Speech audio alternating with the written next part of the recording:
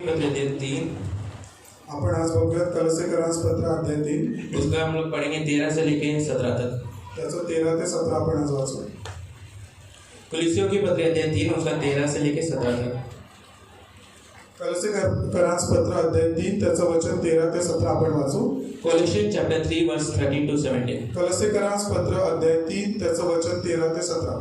तो आज का मुख्य विषय यह है, तर आजच्या प्रचाराचा मुख्य उद्देश हा आहे, जैसे हमें क्षमा मिली है, जसं देवाने आपल्याला क्षमा दिली वैसे हमें भी एक दूसरे को क्षमा करना है तसंच आपणही एकमेकांना क्षमा करायचं आहे और मसीह में विश्राम करना है आणि आपल्याला ख्रिस्तामध्ये आराम करायचा आहे, विश्राम करायचा आहे और हृदय की गहराई से परमेश्वर को धन्यवाद देना है। आणि हृदयाच्या संपूर्ण खोलीने आपण देवाचे आभार मानले पाहिजे। तो ये आज का शीर्षक है, लाइक टॉपिक है।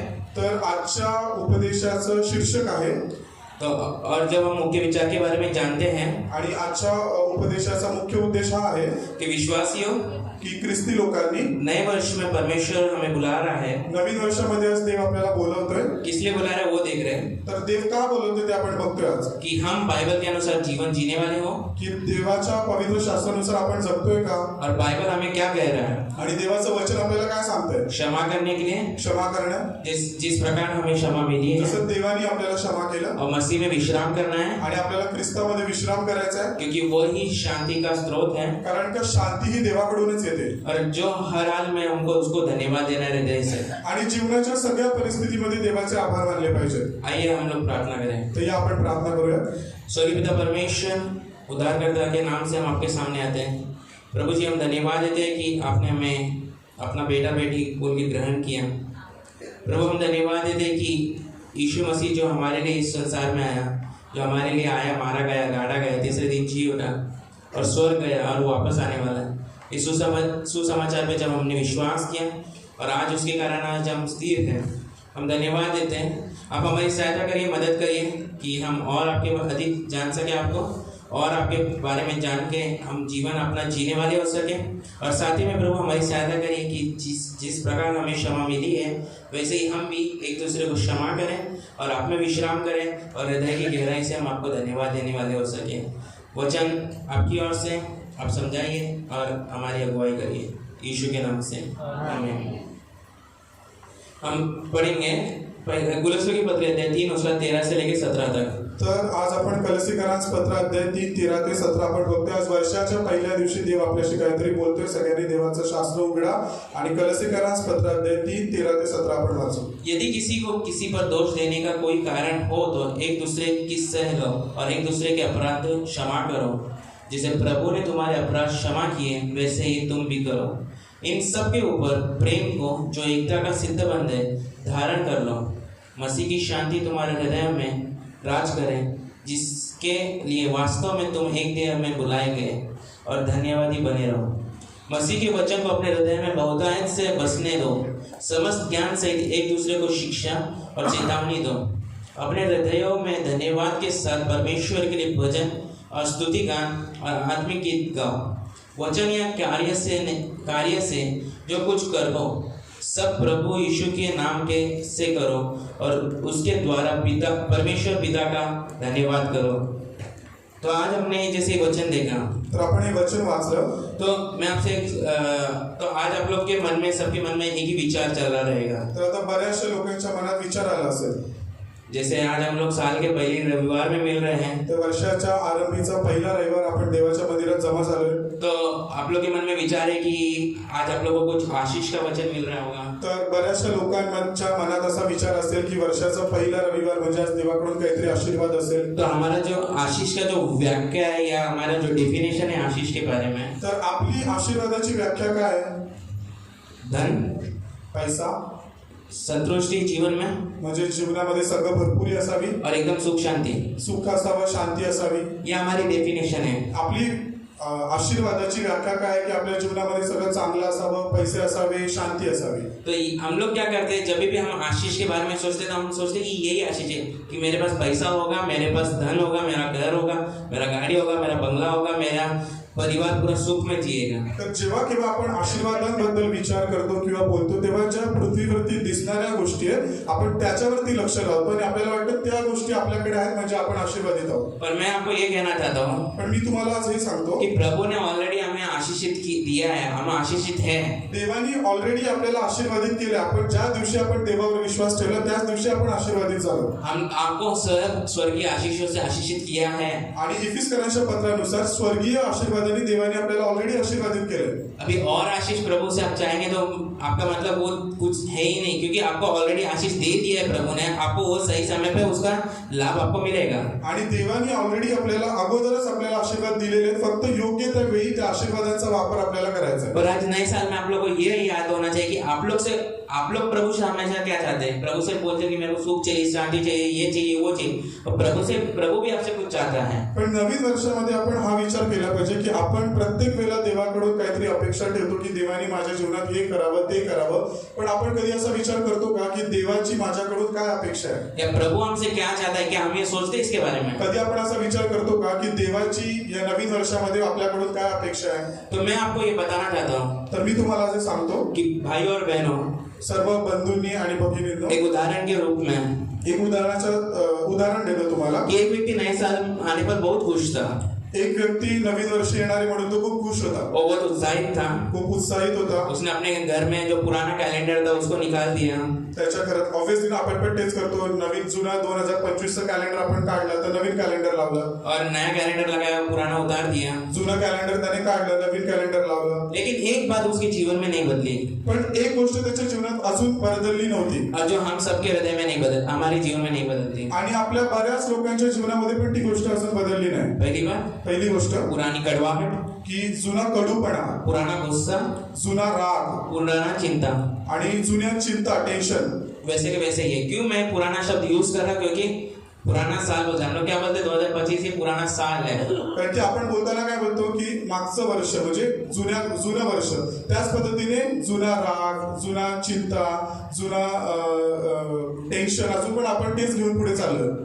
बंदे के भाई के घर में जो है उसके जीवन में उसने क्या किया, कैलेंडर बदल दिया, पर उसका जीवन नहीं बदला है, उसका हृदय नहीं बदला है. तो जो व्यक्ती होता त्याने त्याच्या घराचं कॅलेंडर बदललं, पण त्याने त्याचं हृदय नाही बदललं ना. तो उसने ये समझा कि नया साल जो है वो बाहर से आता है. तर त्याला असं वाटलं की नवीन वर्ष हे बाहेरून येतं. जब उसको बताया किसी प्रभु के बंदे ने या प्रभु के लोग ने कि नया साल जो है वो बाहर से आता है, पर नया जीवन जो हमें दिया है और नया जीवन के जैसा हमको जीना है, क्योंकि वो हमें परमेश्वर की ओर से मिला है, तो वो अंदर से आता है. तर देवाच्या दासाने जेव्हा त्या भाऊला समजवलं की जे नवीन वर्ष जरी ते बाहेरून येत असेल, पण जे नवीन जीवन आहे ते आपल्याला जे आतलं जीवन आहे तेच आपल्याला नवीन करून जगायचं आहे. जब उसने ये बातों को सीरियस लिया, उसने गंभीरता रूप से इस बातों को लिया कि परमेश्वर का वचन जो है उसको गंभीरता से लिया कि सच है, मेरे जीवन को मेरे को बदलना है. कैलेंडर बदलता है, साल बदलता है, पर मेरा जीवन वैसा का वैसा ही है, तो कुछ मतलब नहीं है मेरा मसीह होने का. आणि जेव्हा त्या भावाने गंभीरतेने त्याच्यावरती विचार केला की घरातलं कॅलेंडर बदललं म्हणजे आपलं जीवन बदलत नाही, तर आपल्याला आपलं जीवन सुद्धा बदललं पाहिजे. तो उसने क्षमा करने के लिए सीखा. मग त्याने क्षमा करायला तो शिकला. उसने प्रभु पे भरोसा करना सीखा. मग देवावर तो अजून विश्वास ठेवायला लागला. प्रभु को धन्यवाद देना सीखा. देवाचे प्रत्येक छोट्या छोट्या गोष्टी तो देवाचे आभार मानायला लागला. तब उस रियलिटी में उसका नया साल बदला. नया साल को खऱ्या पद्धतीने त्याचं नवीन वर्ष बदललं. इसलिए भाई और बहनों, म्हणून देवाच्या प्रिय लोकांनो, आज परमेश्वर वचन हमें सिखाता है, देवाचं वचन आज आपल्याला काहीतरी सांगतंय कि नया साल तभी आशीषित होगा आजचं जे 2026 नवीन वर्ष केव्हा आशीर्वादित होईल, जब हम बाइबल आधारित जीवन जिएंगे. जेव्हा आपलं जीवन जे आपण जगतोय ते बायबलच्या आधारावर आपण जगू. हम लोग अगर सोचते कि मेरा जीवन में अभी तक मैं आशीष के मतलब मेरे जीवन में आशीष क्यों नहीं आ रहे हैं, माझ्या जीवनामध्ये अजून आशीर्वाद का नाही भेटत, कि मेरे जीवन में अभी तक वैसे के वैसे जीवन दिन क्यों है, माझं जीवन अजूनही आधी मी आलो तेव्हा पण तसंच आणि अजूनही तसंच, असं का. तो आज आपको ये वचन उत्तर आपको दे रहा है. तर आज देवाचा आत्मा तुम्हाला उत्तर देतोय. तो आइए हम जैसे पदों को पढ़े हैं, तर जसं आपण आता एक एक वचन वाचू और परमेश्वर के वचन में से 3 बातें सीखेंगे जो परमेश्वर नए साल में आपसे चाहता है. तर येणाऱ्या नवीन वर्षामध्ये देवाला तुमच्याकडून 3 गोष्टी पाहिजे. तुम्ही द्याल का? द्याल. देवाला 3 गोष्टी द्याल नवीन वर्षात. मैं आपको पूछ नहीं रहा हूँ, मैं आपको पूछना नहीं चाहता, क्योंकि आप लोग का उत्तर जो है हाँ ही रहेगा, पर आप लोग का जीवन से या हृदय से हाँ नहीं है, तो मेरे को कुछ पूछ के फायदा नहीं है आपको कि आप सच में दें. आप लोग को क्या सब लोग हाँ बोल रहे हैं, हाँ, आप लोग का पैसा तो नहीं जा रहा है, हमारा टाइम नहीं जा रहा. आप लोग का जो जेन्युइनली आपके हृदय से बातें आनी चाहिए, जेन्युइनिसिटी आपके हृदय से आना चाहिए कि सच में ये पूछ रहा है, ये वचन बता रहा है तो ये वचन मेरे अंदर कार्य होना चाहिए और तब मेरा उत्तर जो हाँ है वो कार्यशील है। आप सिर्फ हवा में अपने शब्द डाल के आपके जीवन से वो कार्य नहीं दिख रहा है, मेरे जीवन से कार्य नहीं दिख रहा है, तो कोई फायदा नहीं आपका हाँ बोल के। आप सिर्फ इधर के लोगों को प्रसन्न या हमको प्रसन्न करना चाहेंगे, उससे कोई लाभ नहीं है। आपके जीवन से जब आप हाँ है सच में, तो कार्यशील है। फक्त प्रचारकाला खुश करण्यासाठी किंवा त्याच्या समाधानासाठी हा नका बोलू, तर खरंच हे वचन ऐकल्यानंतर आपलं जीवन बदलेल आणि त्या गोष्टी आपल्याला आपल्या जीवनातून देवाला दिसल्या पाहिजे। तो पहला आज का बात ये है, क्या प्रभु आपसे चाहता है? तर पहिली गोष्ट देव तुमच्याकडून अपेक्षा ठेवतो, जैसे मसीह ने हमें क्षमा किया, जसं ख्रिस्तानी आपल्याला क्षमा केली, वैसे ही हम भी एक दूसरे को क्षमा करें। तसंच आपणही एकमेकांना क्षमा केली पाहिजे। अगर आप लिखना चाहते हैं तो लिख सकते हैं। तुम्हाला जर आजचे नोट्स लिहायचे असतील तर लिहून घ्या। तो पहला ही मुद्दा ये है, पहिला मुद्दा या पहला ही चीज ये आपसे प्रभु चाहता है, पहिली अपेक्षा देव तुमच्याकडून करतो येणाऱ्या नवीन वर्षामध्ये, विश्वासियों जी ख्रिस्ती लोकांनी प्रभु ने आपको क्षमा किया है, मसीह ने आपको क्षमा किया है, जसं ख्रिस्ताने तुम्हाला क्षमा केली वैसे ही तसंच आप भी एक दूसरे को क्षमा करो। तुम्ही सुद्धा आपापसात एकमेकांना क्षमा करा। दूसरा, दुसरी गोष्ट, मसीह ही हमारी शांति है, ख्रिस्तच आपली सार्वकालिक शांती आहे मसीह ही हमारी शांति का स्रोत है आणि आपल्या शांतीचा उगम हा देवच आहे और उसमें ही हम विश्राम करते हैं। आणि त्या देवावरतीच आपला पूर्ण भरोसा असला पाहिजे आणि त्याच्यामध्येच आपण विश्राम केला पाहिजे। मसीह ही हमारे शांति का स्रोत है ख्रिस्तच आपल्या शांतीचा उगम आहे और उसी में हम विश्राम करते हैं। आणि त्याच्यातच आपण विश्राम केला पाहिजे। और जो आखिर की बात जो प्रभु आपसे चाहता है वो ये है, आणि तिसरी गोष्ट जी देवाला पाहिजे, परमेश्वर से बदला हुआ हृदय हमेशा धन्यवादी होता है। आणि जे देवाकडून जे देवाने जे आपलं हृदय बदलले ते देवा प्रित्यर्थ सदैव आभार उपकार स्तुतीने भरलेलं पाहिजे। तो इसलिए आपका हृदय जो है वो परमेश्वर को धन्यवादी रूप से प्रस्तुत करना चाहिए। म्हणजेच काय, कुठलीही परिस्थिती जीवनामध्ये असू देवाला सतत आपण देवाचे आभार मानले पाहिजे, देवाला धन्यवाद दिला पाहिजे। तो ये तीन बातें हम आज देखेंगे। तर तीन गोष्टी आपण बघू और ये साल में प्रभु आपसे यही चाहता है। आणि फक्त आजच्या रविवार पुरते नाही तर येणाऱ्या संपूर्ण वर्षामध्ये देवाला या तीन गोष्टी आपल्या जीवनाद्वारे दिसल्या पाहिजेत। आप आपके जीवन में किस प्रकार जीते हैं, आपण आपलं जीवन कसं जगतो वो मायने करता है कि आप मसीह किस प्रकार के हो। त्याच्यावरून कळतं की आपण खरे ख्रिस्ती आहोत की नामधारी ख्रिस्ती आहोत। येशू कोण आहे आपल्याला उत्तर देता आलं पाहिजे। जैसे मसीह ने हमें क्षमा किया वैसे ही हम भी एक दूसरे को क्षमा करें। जशी ख्रिस्ताने आपल्याला क्षमा केली त्याच पद्धतीने आपणही एकमेकांना क्षमा करायला हवी। और मसीह ने तब हमें क्षमा किया जब हम दोषी थे। आणि ख्रिस्ताने आपल्याला कधी क्षमा केली, आपण निर्दोष होतो तेव्हा नाही, आपल्याकडून खूप चुका झाल्या, आपण दोषी होतो तेव्हा देवाने आपल्याला क्षमा केली। जब हम योग्य नहीं थे, ज्या योग्यतेचे ज्या लायकीचे आपण नव्हतो, जब हम उससे दूर थे, जेव्हा आपण त्याच्यापासून लांब होतो, तब उसने क्षमा किया। तरी सुद्धा देवाने आपल्याला क्षमा केली। आज जब हम इस संसार में देखते हैं कोई कल्प्रिट या कोई क्रिमिनल रहता है, लोग उसको क्षमा करते जल्दी? एखादा गुन्हेगार असेल जर त्याला लोक त्याला पटकन क्षमा करतात का? नहीं करते। नाही करत। पर उस क्रिमिनल को अगर एक व्यक्ति ने क्षमा किया, पण त्या गुन्हेगाराला समजा एखाद्याने मर्डर केलाय आणि जर त्याला कोणीतरी क्षमा केली, जिस फैमिली का उसने मर्डर किया या जिस फैमिली मेंबर का मर्डर किया और उसको उस फैमिली ने क्षमा किया दिल से और उसको बोला जाने दो, हम लोग क्षमा करते हैं इसको, मैं एग्जाम्पल के लिए बोल रहा हूँ, उस बंदे मतलब उस व्यक्ति में क्या है, वो क्षमा किया है तो वो सोचेगा भाई मैंने इतना इसके विरोध में किया, इतना किया, फिर भी इसने क्षमा किया। ज्या घरातील व्यक्तीचा एखाद्या माणसाने समजा खून केला आणि त्या माणसाची बायको किंवा त्याची आई त्याचे वडील त्या माणसाला येऊन बोलतात ठीक आहे तुझ्याकडून झाली चुकी आम्ही तुला माफ करतो, तर त्याचं मन किती पश्चातापाने भरेल। व्यवहारिक जीवन में जब हम देखते हैं, जर आपण हे म्हणजे जगातल्या उदाहरणामध्ये आपण जर का असं बघतो, सोचिए आपके परिवार में आप लोगों को किसी ने बड़ा चोट या बड़ा मतलब दर्द दिया है, आपल्या कुटुंबाला जर का कोणी त्रास दिलाय, आपके ही परिवार में आपस में ही आपने एक परिवार है, जैसे चंद्रा परिवार है, गायकवाड़ परिवार है और फिर रानी परिवार है, तो इन लोग आपस में, ये फैमिली का बात कर रहा हूँ, तो आपस में जब आप देखते हैं कि एक दूसरे ने एक दूसरे के प्रति बड़ा आप लोग ने एक दूसरे को दुखाया है या चोट पहुंचाया है, आपल्याच घरातल्या व्यक्ती जर का आपल्या प्रति जर का चूक केली किंवा आपल्याला दुखवलंय, और सियोन कलीसिया के ये परिवार है, तो इसमें भी एक दूसरे को आपने जब चोट पहुंचाया है, एक दूसरे को दुख पहुंचाया है, आणि हे सियोन मंडळी पण आपण एक देवाचं कुटुंब, समजा आपापसामध्ये पण आपण एकमेकांना दुखवलं असेल या किसी ने आपको चर्च में किसी बात पर या व्यवहार से आपका मन दुखाया गया है, जर किंवा कोणाच्या एखाद्याच्या वागण्याद्वारे बोलण्याद्वारे जर का आपल्याला वाईट वाटलं असेल, आपल्याला दुखलं असेल, तो आप क्या कर रहे हैं, आप उस व्यक्ति की जैसे साल बदल गई है पर आपका जीवन नहीं बदला है। तर जरी वर्ष आता बदललं पण त्या व्यक्तीच्या प्रति आपले जे विचार आहेत ते अजून बदलले नाही। आपके मन में जो उसके प्रति कड़वाहट है वो अभी तक वैसी है, त्याच्या प्रति जो राग आहे, जो कडूपणा आपल्या मनात आहे तो अजून तसाच आहे। जब हम एक दूसरे को क्षमा नहीं करते तब हम एक दूसरे को मतलब अक्षमा के बंधन में बनते हैं, कड़वाहट में बनते जाते हैं। जेव्हा आपण एखाद्याला क्षमा नाही करत तर आपण ना त्या माणसाच्या विरोधामध्ये अक्षमेमध्ये बांधले जातो. ते आपल्याला दिसत नाही पण आपण आत्मिक रीतीने अक्षमेमध्ये बांधले जातो. तो नए साल में जब हम देखते हैं परमेश्वर की अपेक्षा जैसे आपसे है कि आप लोग क्षमा करने वाले हो सके, तर नवीन वर्षामध्ये देवाची हीच इच्छा आहे की आपण सियोन मंडळीची लोक एकमेकांना क्षमा करणारे असावे. तो इस वर्ष पुरानी कड़वाहट को लेकर या पुराने बातों को लेकर मत चलिए. तर आता मागच्या वर्षी जे काही झालं ते सगळं सोडून द्या. आता नवीन वर्ष आहे, नवीन सुरुवात करा. आज ही प्रभु से कहिए, आजच आपण देवाला असं बोलूया प्रभु की प्रभु जैसे तूने मुझे क्षमा किया, बोला जसं तू मला क्षमा केली मी सुद्धा क्षमा करना चाहता हूँ क्षमा करू इच्छितो. और मुझे आणि मला वो शक्ति दे, ती शक्ती दे, मेरे हृदय को बदल माझ्या हृदयाला बदल और मुझे क्षमाशील बना, आणि मला क्षमा करणारा व्यक्ती बनव यीशु के नाम से, येशूच्या नावाने. आमीन. आमीन. अगर आप अपने आप को बाइबलीय विश्वासी कहते हैं तो हमें ये शिकायत लेकर परमेश्वर के सामने या किसी पासवानों के सामने नहीं जाना कि मेरे जीवन में इसने ये किया, परंतु हम उसको तुरंत अगर हम अपने आप को बाइबलीय विश्वासी कह रहे हैं तो क्षमा करना आना चाहिए. आणि जर का देवाच्या वचनानुसार आपण जर का स्वतःला ख्रिस्ती बोलतोय तर याने माझ्याबद्दल असं केलं, हा मला असं बोलला, हे देवापर्यंत आणि देवाच्या दासापर्यंत पण ह्या गोष्टी गेलेल्या पाहिजेत. तिथल्या तिथेच आपण त्या व्यक्तीला क्षमा करायला पाहिजे. अभी मैं नीचे भी बच्चे लोग के साथ जब बात कर रहा था, आता संडे स्कूलला पण आम्ही मुलांना असं शिकवलं, बात कर रहा था, तभी भी बच्चे लोग, ये बच्चों का काम है, इसने ऐसा किया उसने ऐसा किया. बड़े लोग भी यही करते हैं, इसने ऐसा किया उसने मेरे को ये बोला उसने ये बोला.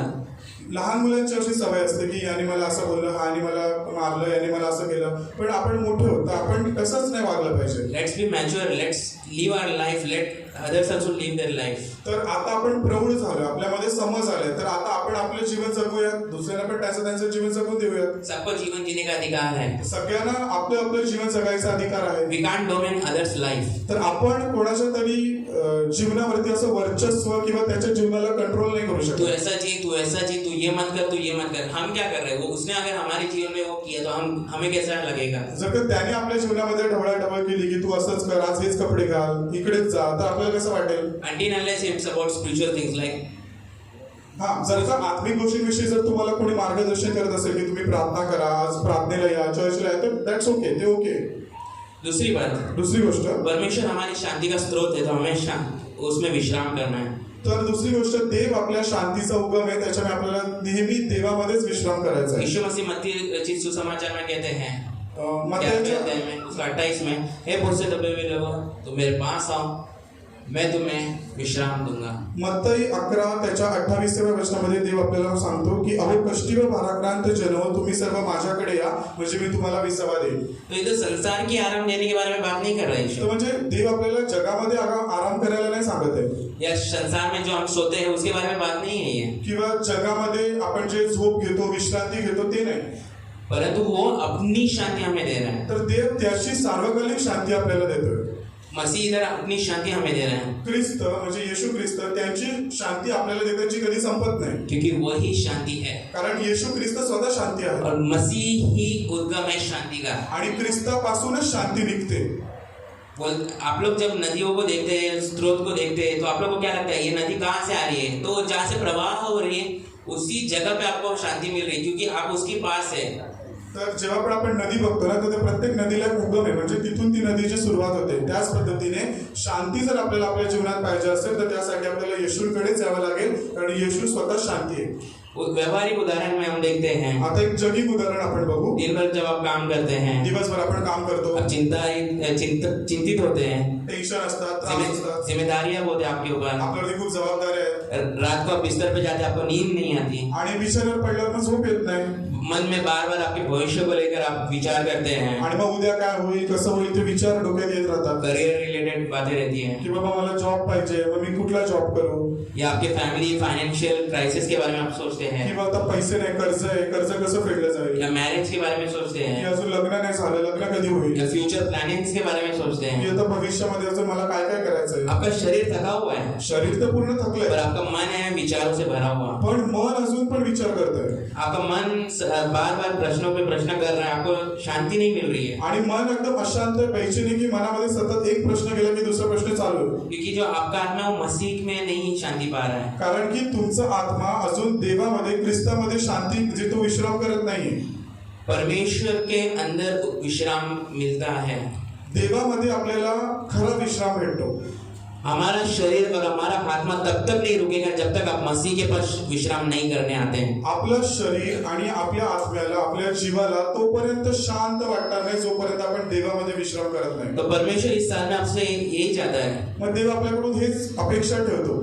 तो अपने आप में नियंत्रण में मत रखिए सब बातों को. म्हणजे मी करू शकतो किंवा मी हे करेल, मी ते करेल, माझ्यामध्ये काहीतरी आहे किंवा मी कोणीतरी आहे असा विचार नका करू. परमेश्वर की ओर जाइए. आहे ना देव, मग तो करेल. अपनी चिंता, आपली चिंता, अपने डर, आपल्या भीती, अपने भविष्य के बारे में सोच विचार, आपल्या भविष्यावरती असणारे आपल्याला जे प्रश्न आहेत ते, अपने फाइनेंशियल क्राइसिस, आपल्या आर्थिक समस्या, अपने फ्यूचर प्लानिंग्स को आपल्या भविष्याच्या ज्या योजना आहेत प्रभु के ऊपर सौंप ते दीजिए. देवावरती टाका ना. प्रभु को दीजिए. देवाला द्या ना. Let God handle it. आणि देवाला ते हाताळू दे. आपको प्रभु ने बुद्धि दिया है, उसमें से निकल के आपका मार्गदर्शन करेगा, पर आप लोग उसमें चिंतित होकर आप कुछ नहीं कर पाओगे. देवाने आपल्याला बुद्धी दिली तर त्याच्यातून बाहेर पडायचा रस्ता देव देईल, पण त्याच्यावरती चिंता करून आपण त्याच्यातून अर्थ किंवा त्याच्यातून रस्ता आपल्याला भेटणार आहे का? इसलिए आप लोग रोज क्या करिए, म्हणून काय करा, रोज समय निकाल कर मसीह के चरणों में बैठिए. रोज थोडासा वेळ काढून देवाच्या चरणावरती बसा. प्रार्थना करिए. प्रार्थना करा. वचन पढ़िए. वचन वाचा. थोड़ा समय निकालिए. थोडा वेळ देवाला आपल्याशी बोलू दे. देवाबरोबर थोडा वेळ घालवा. जब आप लोग बेड पे लेटे हैं, आपको नींद नहीं आ रही है, जेव्हा तुम्ही बिछाण्यावरती पडलाय पण तुम्हाला झोप लागत नाहीये, आप लोग बोलो प्रभु मैं नहीं समझ रहा हूँ कि कल मैं क्या करूंगा. तर देवाला बोला की प्रभू आता मला नाही कळते की उद्या काय होईल. मेरे को नहीं पता कि कल मेरे जीवन में क्या होगा. उद्या काय होईल मला नाही माहिती. मैं कैसे इस लोन को भर पाऊंगा मेरे को नहीं पता. उद्या कर्जाचा ईएमआय जाणार आहे, मी कसा देईल मला नाही माहिती. मैं नहीं जानता हूँ कि मेरा भविष्य क्या है. मैं आज सब इस संसार को देखता हूँ तब मेरे को फुल सब कुछ नहीं, ब्लैंक हूँ मैं. आणि जेव्हा मी या जगातल्या गोष्टी बघतो, या जगाचा वैभव बघतो, तेव्हा मी असं थोड्या वेळासाठी ब्लँक होऊन जातो की मला कळत नाही माझं काय होईल उद्या. मेरे काम पे मेरे को प्रमोशन के बारे में मेरे को कोई आइडिया नहीं है. मला माझ्या जॉब मध्ये, मला माझ्या नोकरीच्या ठिकाणी बढती भेटेल का मला नाही माहिती. पर मेरा विश्वास तुझ पे. पण माझा विश्वास तुझ्यावरती आहे. मैं तुझ पे विश्वास करता हूँ और मैं जानता हूँ कि तू वो परमेश्वर है जिसने मेरे को एक काम दिया, जिसने मेरे को एक जीवन दिया और वो मेरे को जीने के लिए राह दिखाएगा. म्हणजेच काय की माझा विश्वास तुझ्यावरती आहे. तू मला हे जीवन दिलं, त्याच्यामुळे जीवन कसं जगायचं याच्यासाठी रस्ता पण तूच देशील. म्हणजे काय, कुठे पण जा, देवाला घेऊन जा आणि देवाला घेऊन फिरा. आप प्रभु से बात करिए, प्रभु से मार्गदर्शन लीजिए. प्रत्येक ठिकाणी देवाशी बोला. प्रभु आपकी मदद करने के लिए सक्षम है. देव तुमची मदत करायला नेहमी तत्पर आहे. उसमें विश्राम पाइए. देवावरती विश्वास ठेवा, त्याच्यामध्ये विश्राम करा. पहली बात, पहिली गोष्ट क्षमा करो. एकमेकांना क्षमा करा. और दूसरी बात, आणि दुसरी गोष्ट परमेश्वर में विश्राम पाओ. देवामध्ये विश्राम करा. काही होऊ दे, माझा प्रभू आहे तो करेल. और आखिर की बात, आणि आता तिसरी गोष्ट, परमेश्वर से बदला हुआ जीवन जो हृदय है आपको, उसको धन्यवादी हृदय होना चाहिए. आणि देवाने जे आपलं हृदय बदललं, जेव्हा आपण देवावरती विश्वास ठेवला, प्रभूमध्ये आपण येतो, देवाने आपलं हृदय बदललं, तर देवा प्रित्यर्थ नेहमी देवाला धन्यवाद देत राहा. देवा प्रित्यर्थ नेहमी आभारी राहा. पहला कलसियों की पत्री 5:18 में कहता है, प्रत्येक परिस्थिति में धन्यवाद दो क्योंकि मसीह यीशु में तुम्हारे लिए परमेश्वर की यही इच्छा है. तो परमेश्वर आपसे क्या चाहता है? धन्यवादी हृदय है. तर देवाची तुमच्याकडून काय अपेक्षा आहे की देवाला नेहमी धन्यवाद द्या. तो आप लोगों को हर परिस्थिति में धन्यवाद देना है. तर सर्व स्थितीमध्ये उपकार स्तुती करा, कारण तुमच्या विषयी ख्रिस्त येशूमध्ये देवाची इच्छा हीच आहे.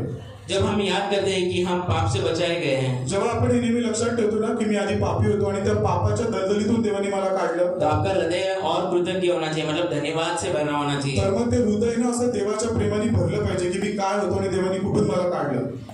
किसी के जीवन में बीमारी है, जर का कोणाच्या जीवनामध्ये त्रास आहे, आजार आहे, आप में से कभी ऐसे किसी बीमार व्यक्ति ने कहा है कि प्रभु धन्यवाद मेरे को इस बीमारी के लिए? आणि कोणी असं बोलले का आतापर्यंत की प्रभू मला ताप आलाय, भले खोकला आहे, पण तुला धन्यवाद.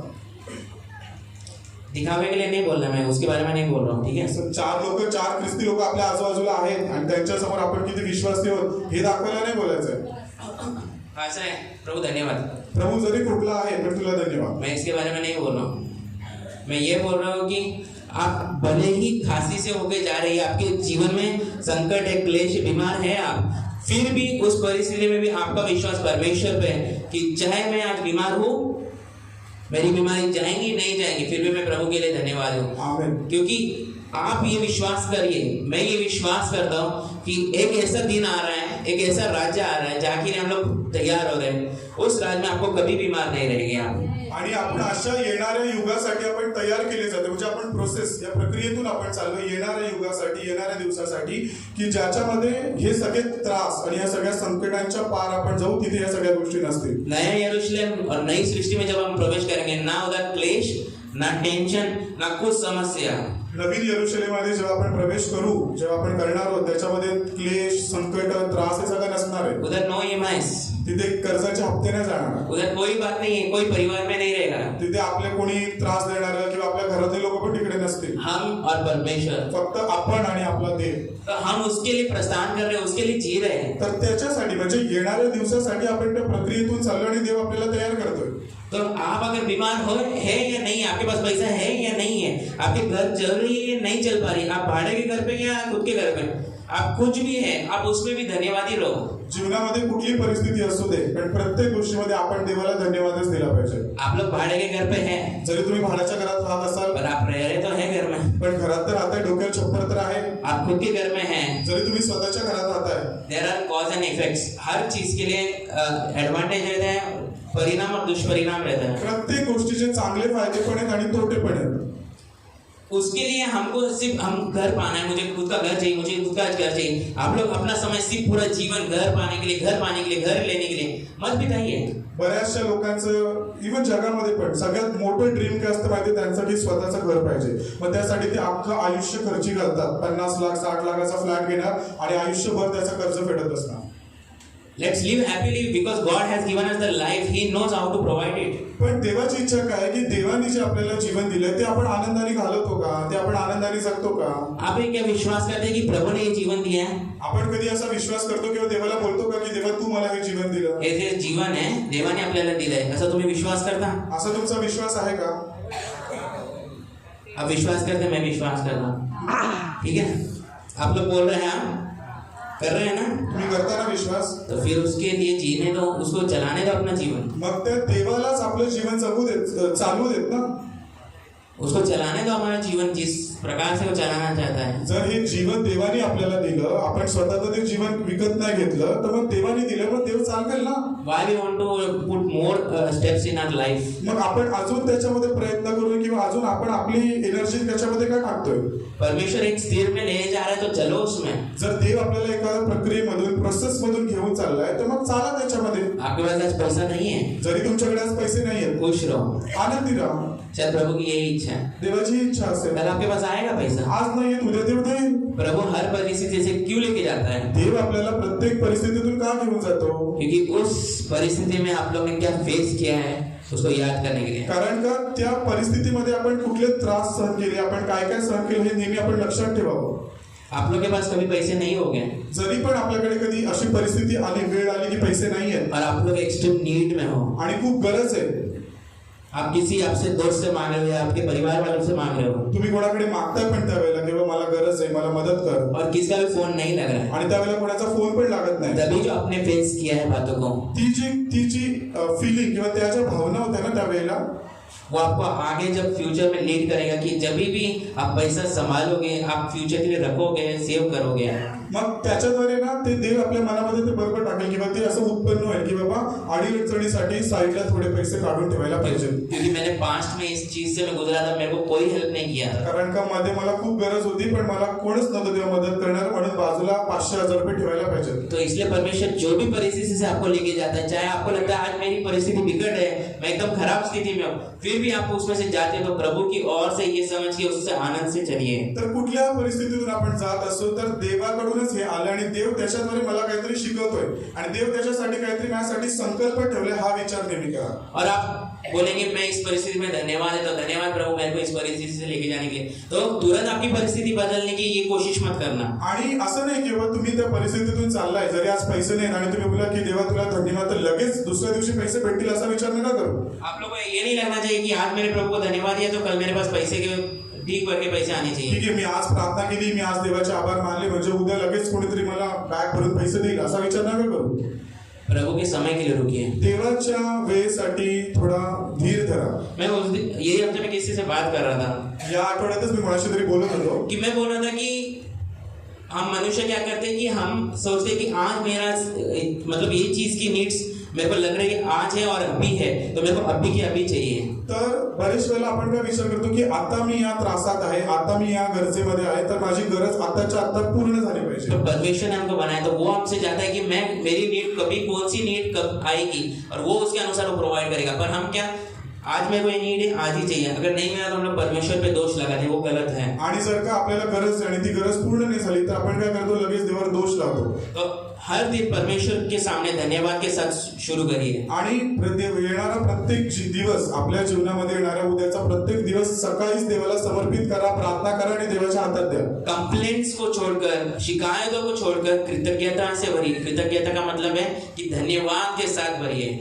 प्रत्येक दिवशी देवाकडे फक्त तक्रार मला हे नाही दिलं ते नाही दिलं तक्रार देण्यापेक्षा आपला आजचा उद्याचा येणारा प्रत्येक दिवस देवाच्या हातामध्ये द्या आणि कृतज्ञ नम्र होऊन तो देवाला दिवस समर्पित करून टाका. और मेरा जो मुख्य शब्द हमेशा यही रहता है, और आप लोग भी मेरे को उस नाम से जानते हैं क्या, मेरे को चिढ़ाने के लिए आप यूज करते हैं, यही है सुसमाचार पे विश्वास रखो.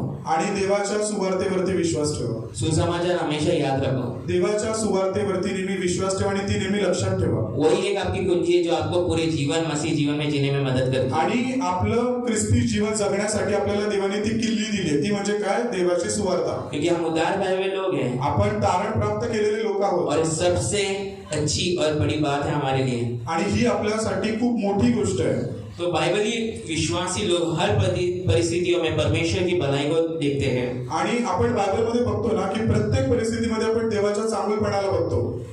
तो आखिर में शीर्षक आज का समापन के समय में यही कहना चाहूंगा. तर आता मी सारांश आजचं वचन संपवताना सारांश सांगतो कि सियोन की कलीसिया, सियोन मंडळी, सियोन कलीसिया के लोगों, सियोन मंडळीतल्या लोकांनी ये बात याद रखो ही गोष्ट नेहमी लक्षात ठेवा कि प्रभु नए साल में आपसे क्या चाहता है. देव येणाऱ्या 2000 ऑलरेडी आपण 2026 मध्ये आलोय, तर या 2026 मध्ये देवाला आपल्याकडून कुठल्या गोष्टी पाहिजेत. पहिली गोष्ट, एक दूसरे को क्षमा करो. एकमेकांना जशी देवाने आपल्याला क्षमा केली, तुम्ही पण एकमेकांना क्षमा करा. हमें क्यों क्षमा करना है? का क्षमा करायचंय? क्योंकि हमें क्षमा मिली है. कारण का आपण त्या योग्यतेचे नसताना देखील देवाने आपल्याला क्षमा केली. दुसरी गोष्ट, हम मसीह में विश्राम करें. नेहमी देवामध्ये विश्राम करा, देवाला घेऊन फिरा, देवावरतीच विश्वास ठेवा. क्यों? का?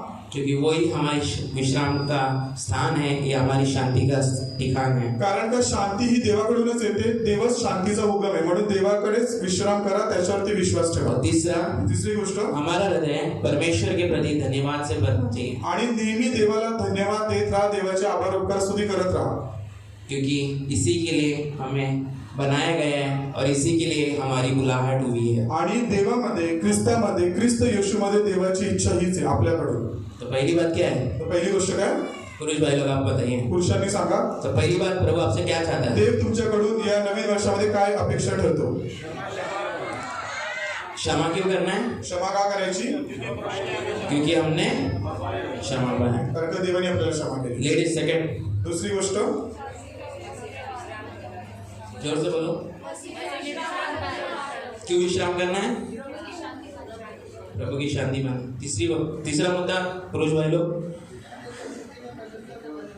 हर परिस्थिति में हमको परमेश्वर को धन्यवाद देना है, क्योंकि हमें इसीलिए बुलाया है. आणि देवाने आपल्याला यासाठी बोलवले की जीवनामध्ये कोणती परिस्थिती असू दे, देवाला नेहमी धन्यवाद देत राहा. और मैं आपको क्लियर बताता हूँ, आणि मी तुम्हाला स्पष्ट सांगतो, मैं आपको क्लियर बताता करे, मदद करे कि इस वचन को समझने में. आणि देव तुम्हाला मदत करू की हे वचन तुम्ही समजावं आणि तसं तुम्ही करावं. और सियोन कलीसिया के सभी भाई और बहनों से मेरे यही नम्र विनंती है और यही उत्साहित आपको करना चाहूंगा कि एक दूसरे को क्षमा करो, एक दूसरे के प्रति कड़वाहट होगा, क्षमा करो उनको जो भी कुछ किया. मैं जानता हूँ कि बहुत कुछ बातें ऐसी होगी जो आप मतलब आपको लग रहा है कि क्या क्षमा करो, इस बात के लिए मैं क्यों क्षमा करूं. क्षमा करो. आणि बऱ्याचदा तुम्हाला असं वाटेल की ही गोष्ट क्षमा करण्यासारखी नाहीये किंवा ही याला क्षमा भेटू शकत नाही, तरी पण क्षमा करा. क्योंकि आपको क्षमा मिली है। कारण का आपण पण त्या योग्यतेचे नसताना देवाने आपल्याला क्षमा केली। प्रभु में विश्राम करो, देवामध्ये नेहमी विश्राम प्रभु करा, पे निर्भर हो जाओ, देवावरती नेहमी भरोसा ठेवा। काही होऊ दे, देव आहे। अपना पूरा जीवन प्रभु के ऊपर दीजिए कि प्रभु को संभालने दीजिए। आणि आपलं जीवन रोजचं जसं मी म्हटलं ना, रोजचा दिवस देवाच्या हातात समर्पित करा की प्रभू आजचा दिवस दिला, धन्यवाद, याला तू सांभाळ।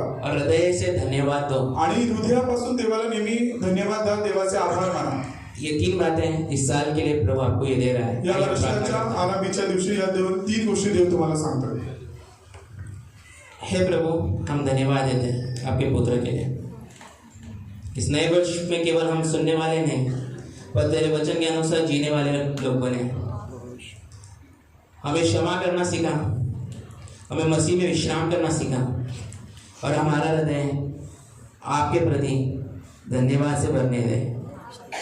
प्रभु, आप हमारे हृदय को बदलिए, हमारे मन को बदलिए, हमारे सोच विचारों को बदलिए कि हम इस शारीरिक सुखों के पीछे नहीं भागे, क्योंकि हम ये जानते हैं, क्योंकि आपके वचन ने ऑलरेडी कहा है कि ये ऑलरेडी हमें मिला है। जब हमने उद्धार पाया, जब हमने आपको जाना है, तभी आपने हमको आशीष दिया है, और वो सही समय पे आप हमें देते हैं।